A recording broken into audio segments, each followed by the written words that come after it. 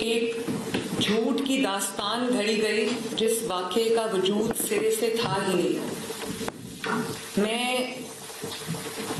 پہلے تو ہم یہ کوشش کرتے رہے کہ ہم واقعے کی گہرائی تک جائیں, اس کی ڈیٹیلز تک جائیں, اس کی مائنیوٹسٹ ڈیٹیلز تک جائیں, تو اس کو کچھ دن بھی لگ گئے. لیکن میں نے فائنلی جو جتنے بھی لوگ تھے جن کے اوپر الزامات تھے, میں نے جو انویسٹیگیشن کمیٹی تھی اس کا فائنل جو اجلاس ہے وہ میں نے ابھی خود اٹینڈ کیا ہے اور وہ میں نے چیئر کیا ہے, اور میں تمام حقائق آپ سب کے سامنے رکھنا چاہتی ہوں.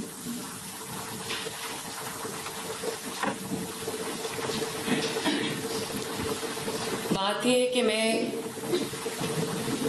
آج جس ایشو کی طرف نشاندہی کرنا چاہ رہی ہوں, جس کے لیے میں خود ٹی وی پہ آئی ہوں, میڈیا پہ آئی ہوں, وہ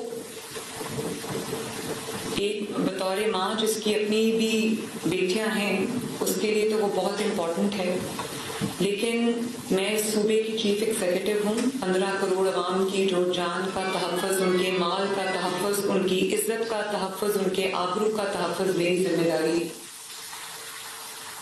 اور اس ذمہ داری کے تحت آج میں آپ سے مخاطب ہوں. ایک واقعہ سرفیس کیا ہماری ایڈمنسٹریشن کو. پولیس کو رپورٹ ملی کہ پنجاب کا ایک پرائیویٹ کالج ہے جہاں پہ خدا نخواستہ کوئی ریپ کا واقعہ ہوا ہے, اور ایڈمنسٹریشن نے فوراً رسپونڈ کیا. ایک سیکیورٹی گارڈ پہ الزام لگا کہ انہوں نے کہ وہ اس میں ملوث ہیں. تو اس دن سے لے کے آج تک ہم اس ریپ وکٹم کی تلاش میں.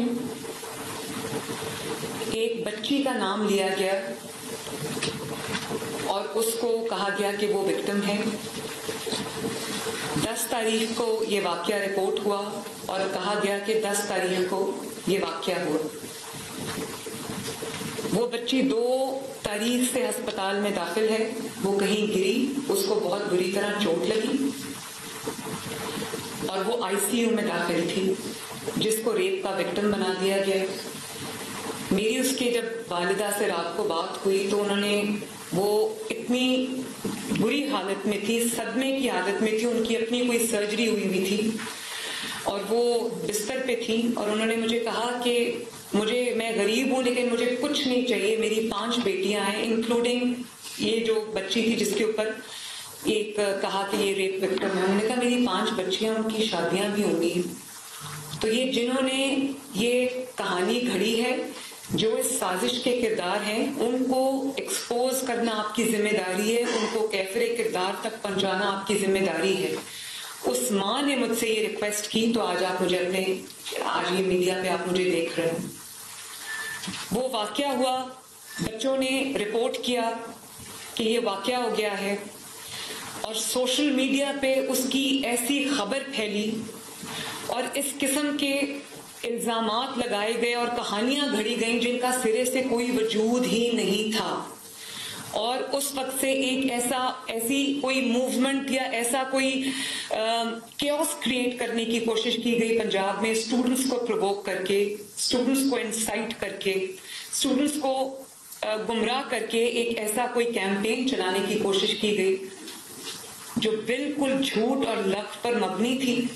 تو مجھے اب اس نتیجے پہ میں پہنچی کہ بار بار یہ جو پروٹیسٹ کی کالز دی جاتی ہیں, جلسوں کی کالز دی جاتی ہیں, گھیراؤ, جلاؤ, انتشار کی کالز دی جاتی, ان کی ناکامی کے بعد اب ایک بہت ہی گھٹیا اور بہت ہی خطرناک ترین منصوبہ انہوں نے بنایا.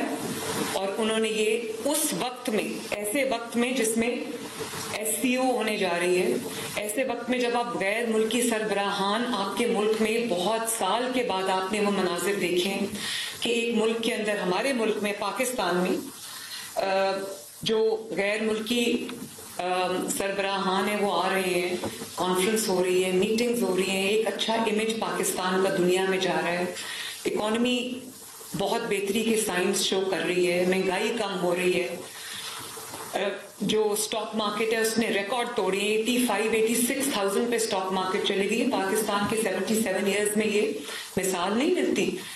तो ये एक ऐसी पार्टी है तहरीक इंसाफ जिसको मैं दहशतगर्द जमात कहती हूँ, और वो उनका एजेंडा ही यही है, जब पाकिस्तान ऊपर जा रहा होता है वो नीचे जा रहे होते हैं। तो बात ये है कि उन्होंने एक ऐसी कहानी घड़ी और एक साजिश घड़ी जिसके हम बिल्कुल बॉटम तक हम गए हैं। हमने उसके माइन्यूटेस्ट डिटेल्स निकाले, बच्चों को इस्तेमाल किया है। अपने जो उनके प्रो एंकर्स हैं उनको एंकर्स नहीं कहना चाहिए, जर्नलिस्ट नहीं कहना चाहिए, उनके पेड लोग हैं, उनके टाउट्स हैं, उनसे उन्होंने ट्वीट्स कराई, उनसे उन्होंने वीलॉग्स कराए, उनसे उन्होंने वीडियोस बनवाई। और मैं एक बच्ची की आपको मिसाल देना चाहती हूँ जिसकी व्यूज को जिसको बुनियाद बनाकर आई विटनेस बना के पेश किया गया। ये वो बच्ची मेरे साथ बैठी है, इसका नाम महानूर है।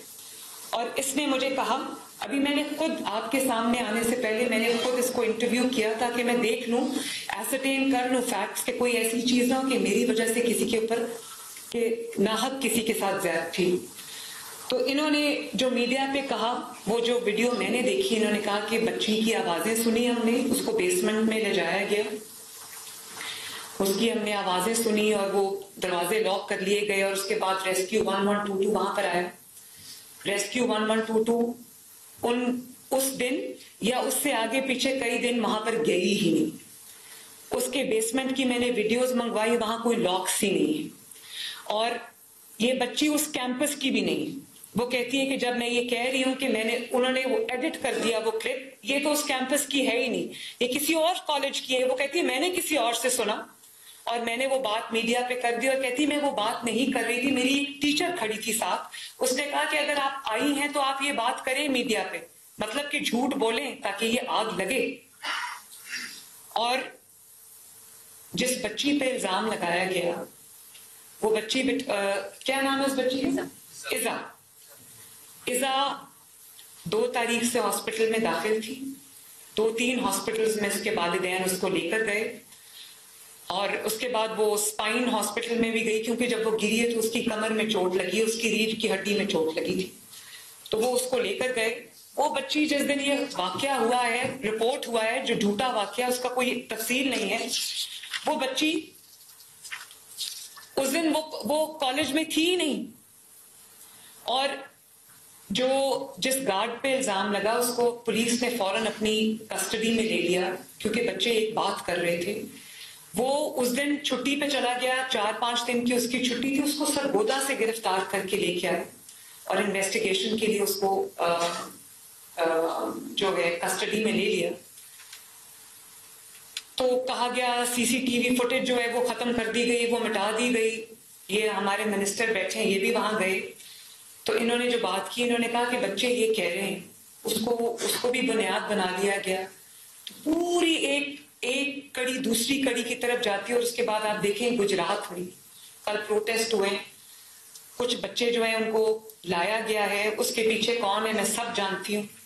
और बच्चों से जब पूछा गया कि इशू क्या है, बच्चों को इशू का नहीं पता कि इशू क्या है। अब ये बच्ची आपके सामने बैठी है महानूर, ये खुद आपको बताएगी कि इसको क्या क्या कहा गया। आप बेटा अपना माइक ऑन कर लो और इसको अपने आगे कर लो।